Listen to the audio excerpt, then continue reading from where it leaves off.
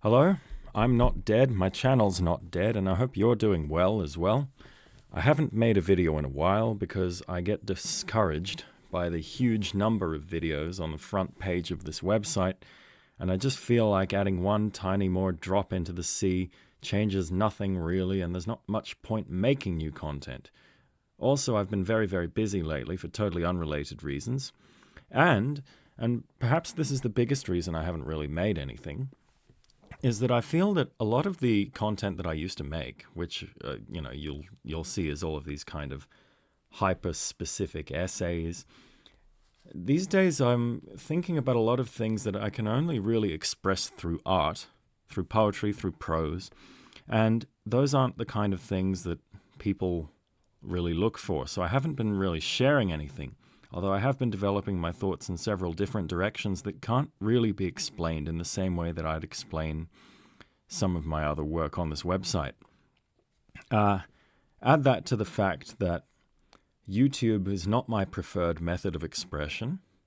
I blogged for many years. The only reason that I'm on this website is because this is where all the people are, and I decided I'd finally like some exposure after several years of posting very similar sorts of thoughts into what I can only describe as a completely empty void.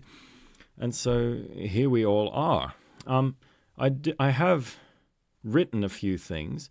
They're on the website, which should be in the description in the video. So you can go and read those if you'd like. But I think I'm kind of over the days when I would just write an essay out and then just read it.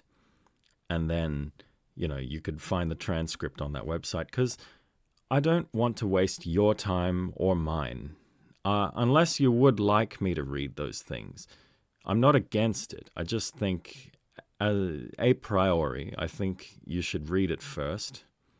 Or rather, you should read it instead of having me read it to you. So I suppose that's a sort of quasi-explanatory preamble as to where I've been.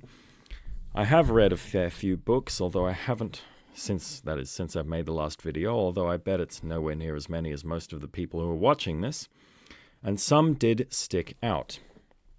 So I suppose I'll go through them just slowly and we'll see if we have any thoughts. There's one here, and this is not all of the books that I read, obviously, because there's only 5 in this pile. But this is just a few interesting things about what I've got in front of me. So here I have Yasushi Inoue's Samurai Banner of Furin Kazan. It's a translation for Tuttle Classics by Yoko Riley. And I did write some sort of reader notes for this, a kind of structureless ramble of the kind that you'd know I make. It's 1,200 words or so, and, there's a few thoughts in there. So if you want to read that, I can stick it up on the website if anyone would like to take a look. It's not especially profound. It's just a couple notes. But the one thing that stuck out about this book is that despite the fact that it's less than 100 years old, it very clearly captures one important thing about, let's call it the epic structure. And when I say epic, I'm talking in the sense of Homer and of the Romance of Three Kingdoms. In that it doesn't really describe any minor events.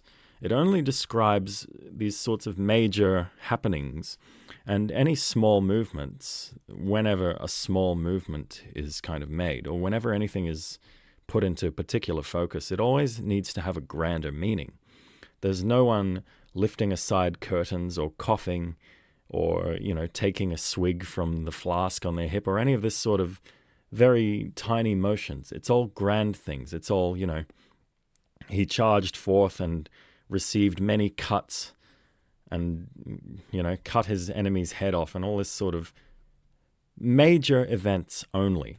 And you'll note the same thing is present in the Iliad, where if anything is described in the kind of specific scale of, an individual movement, it's because it provides a great insight into the character of a great person.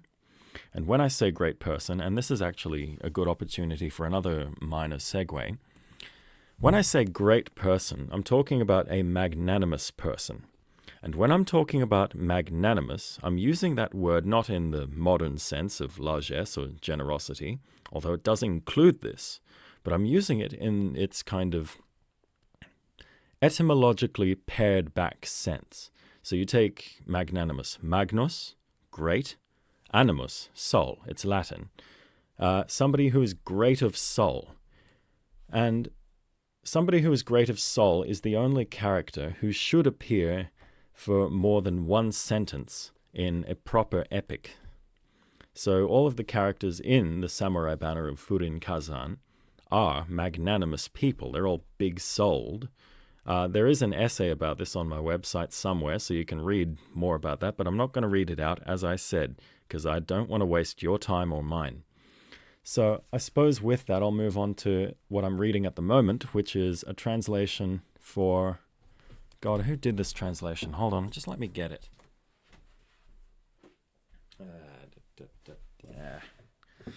Foreign Language Press. It's The Three Kingdoms, attributed to Luo Guanzhong. The translation was done by... Oh, where is it? It's not written here. Where is it? Moss Roberts. I have no idea who that is, but if it helps you find the volumes, then that's good. I'm quite enjoying this. It's this one that's cut into 4 very, very small volumes. And The Three Kingdoms is about the dissolution of the Han Empire of China, the Eastern Han Empire, in around 200 AD. And despite the fact that it was written over 1,000 years later, apparently it's quite close to the fact of what happened according to their histories. I'm finding it to be quite riveting, and again, despite the fact that it's relatively modern, it does conform extremely closely with that characteristic of the epic structure that I was talking about, where all of the characters who are mentioned in this translation, at least, of the Romance of the Three Kingdoms, are all magnanimous people, and only the big and important things that they're doing get described with any sort of detail at all. So those two are worth picking up. I suppose we should change tack now. I'll just mention this next one very briefly because I read it months ago now, and of course since I've been too lazy and busy to make videos, I haven't spoken about it.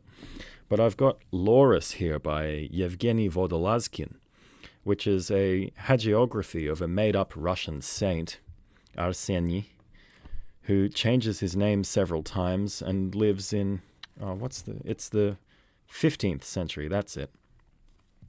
And it's a very, very interesting thing. It's a Russian Orthodox book, and its author is unashamedly Russian Orthodox. But it's very beautiful, and it is worth your time if you're thinking about picking it up. I don't really have much else to say about it because I didn't make any notes about it. And I read it a long time ago, but I will eventually read it again because I enjoyed it very much. The next thing I've got in this tiny little pile is Karen Russell's Sleep Donation.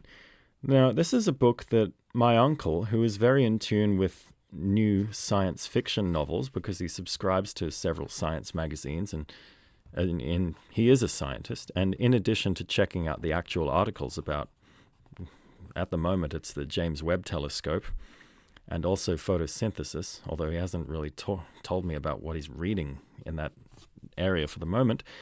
He also checks out the recently released novels sections of whatever this magazine is, and he ends up with all of these contemporary science fiction novels, which I don't have the document in front of me. He's lent me several novels by somebody who is also worth taking a look at, and I know this is a complete diversion, and I didn't actually think I was going to end up talking about this. Somebody named Adam Roberts. He is worth checking out. I've read 2 of his books now. Yellow, Blue Tibia and Bait. I don't have either of them with me at the moment, of course, because I borrowed them both from my uncle. But Yellow, Blue Tibia is this book about Russian science fiction writers, so it's very meta. It's about Stalin forcing a bunch of science fiction writers to create a new enemy to unite the state against. So they make up a fictional alien race, and then the project is memory holed, and they're ordered to forget they ever did anything. And then the fictional scenario that they've made up, I think not a decade later, but decades later, it starts to come true. It was a very big and very confusing book, and it didn't really have a satisfying ending, but I do remember enjoying it for the most part. So if you want more Russian science fiction, metafiction, kind of bizarre stuff that's worth looking at. In Bait, these massively left-wing animal rights activists, develop computer chips that give human consciousness to animals, and they illegally plant them in farm livestock and in wild beasts. So it raises a whole heap of issues. It's hyper-referential. It's a lot like the other one. It talks about everything from Ovid to King Crimson to Die Hard. It's very easy to analogize it with, well, not current events anymore, but with what was a current event when I read it, which was a massive debate about the unvaxxed and vaccinated people. There's a big debate about what would you call it? I suppose the prevalence of technology in society and the interaction of technology with society. The protagonist, I remember, turns into a very thinly veiled analog of Ted Kaczynski for a few months. Again, I read both of these a long time ago now, or a relatively long time ago. But if you're in a bookshop and Adam Roberts appears, I would suggest giving him a look. He's pretty good. The endings aren't good. And to get back to what I was originally talking about all those minutes ago, Karen Russell's Sleep Donation, which was another book alongside the two Adam Roberts ones that my uncle lent me, and I do have Sleep Donation in front of me. It also has a very unsatisfying ending, although it has a great premise. An epidemic, I'm reading the blurb now, an epidemic of insomnia has left America crippled with exhaustion. Thankfully, the Slumber Corps agency provides a lifeline transfusing sleep to sufferers from healthy volunteers. Recruitment manager Trish Edgewater, she meets a donor Y and baby A whose sleep can be universally accepted. A series of things happen. It's all right. I did enjoy it more than the Adam Roberts stuff. The ending is far worse because it ends completely inconclusively without even the suggestion of an ending. I was actually surprised. And look, I like ambiguous endings, but I was genuinely surprised when this stopped because I thought it was, I thought I'd gotten some sort of bum copy and it was ripped in half or something, but it's in perfectly fine condition, so that couldn't be the case. Anyway, the reason this book might seem a little rough around the edges is that it was originally published online and then picked up by one of the imprints of Penguin Random House.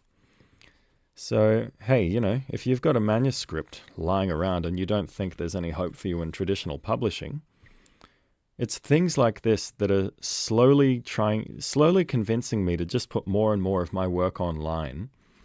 Here, I've found the back, acknowledgements. This novella was originally published as a digital-only ebook in 2014 by the now shuttered Atavist Books.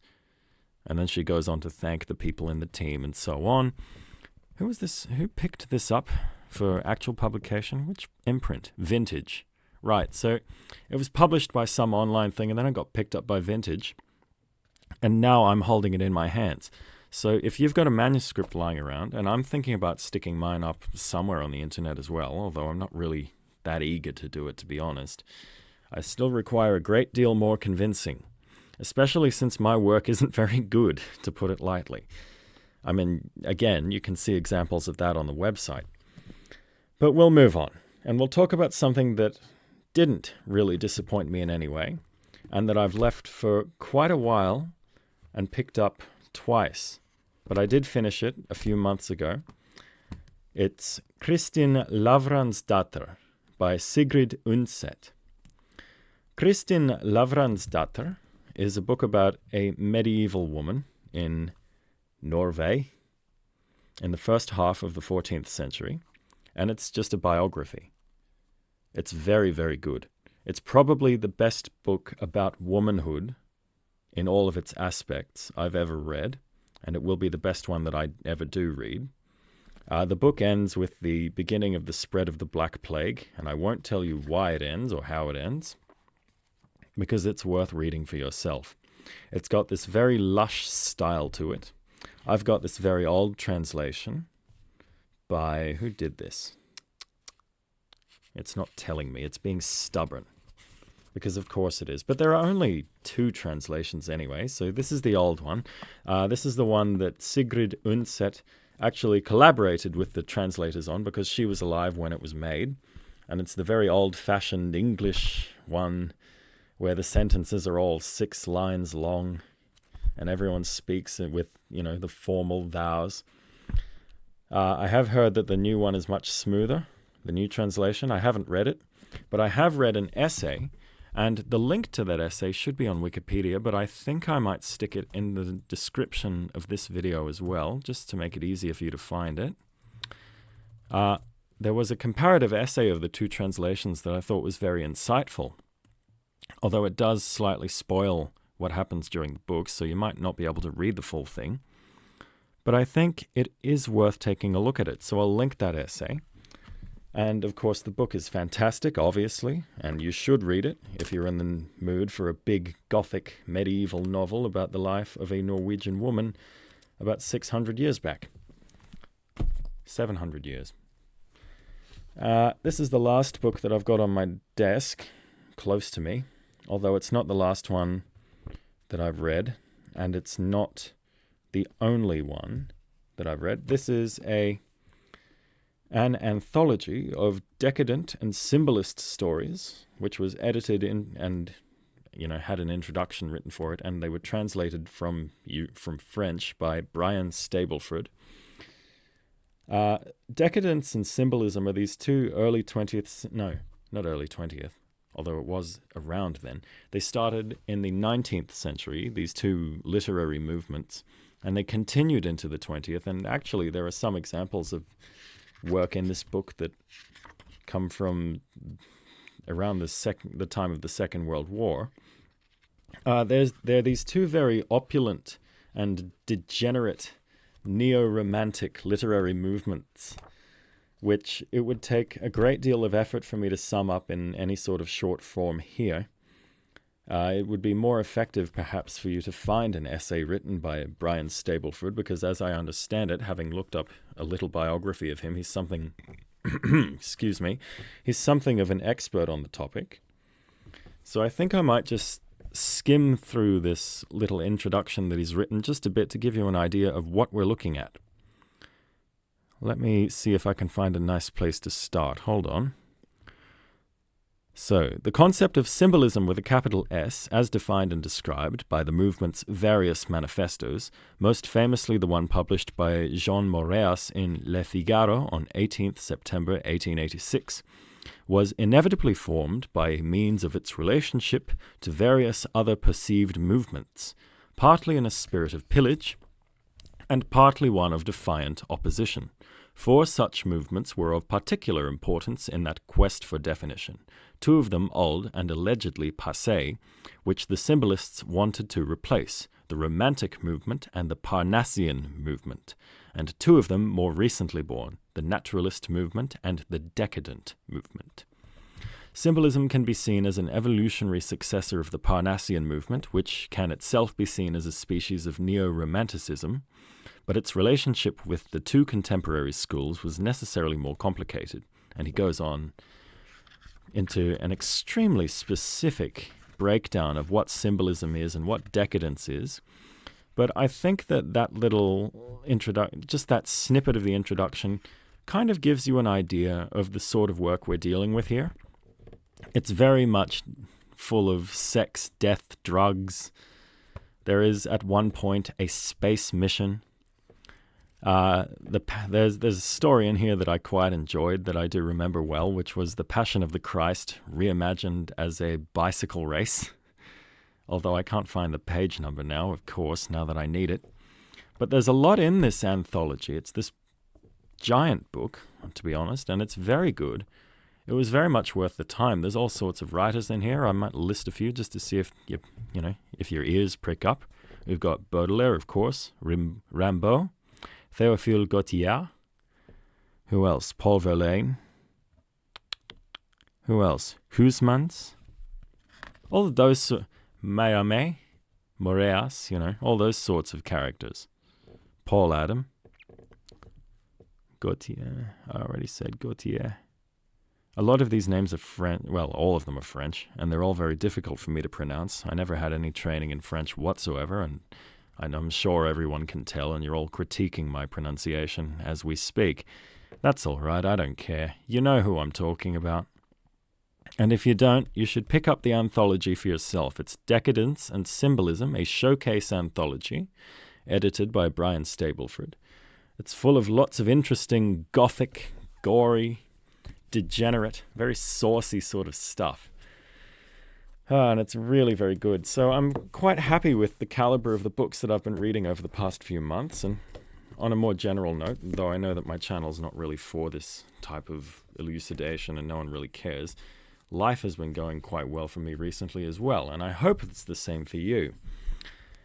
I'm not really sure what else there is to talk about. As I said, most of the points that I've been making recently, or most of the things that I've been thinking about, haven't been in essay form. They've been in poetic form, or they've been in the form of prose. And there are snippets of that on the website now. There are a few updates, but the majority of what I've really worked on I'm not planning to put it up on that website because, frankly, it's quite personal and I don't consider it to be of the same quality as what's already there. So you can imagine how bad it must be. I am actually working on another essay of the kind that you might be expecting from me. This one will start with Arion, the 7th century dithyrambic poet, and we'll go to a few other places in the vein that you might, again, have come to expect it. I'm still working on it. I'm still thinking about where we're going to go with this. I'm afraid, well, I'll be frank with you, I don't have a great fountain of insights all of the time. It takes me a long time to come up with anything worth saying that I think people would actually be edified by hearing. I don't wish to make videos for no reason. As I've said multiple times during this recording, I don't wish to waste your time or mine. So I'm not quite sure how we're going to really handle this channel anymore, considering that every point that I wish to make is best made through text. I don't much care for the video aspect of it. And even most of that text is kind of artistic in nature. I find that when you start making points and you're not really sure where you're supposed to go, I think that turning whatever you're trying to say into a piece of art is a good idea. And that's because you kind of naturally start to reflect the truth of the world in it.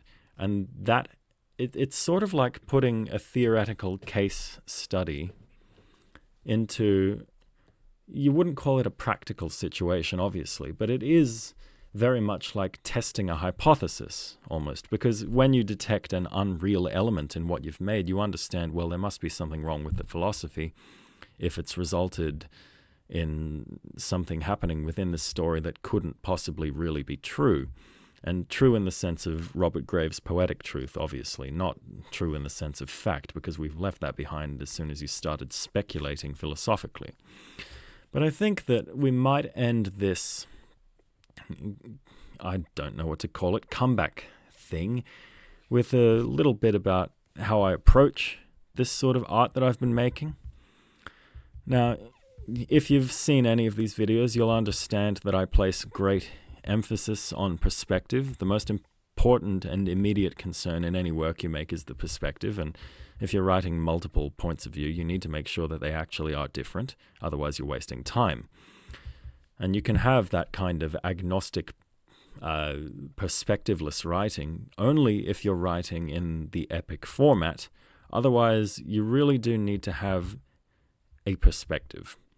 Then you need context as well. Anything beyond one room will do. Implication will do. The entire exercise is abstract anyway. There's no need for a great journey here. And when you have both of those things, you naturally end up creating a philosophy. It kind of appears regardless of intent because it's a natural consequence of living in a world and espousing a perspective, so it appears by accident. If you choose to, you can expand on it. These are really the only important elements to me.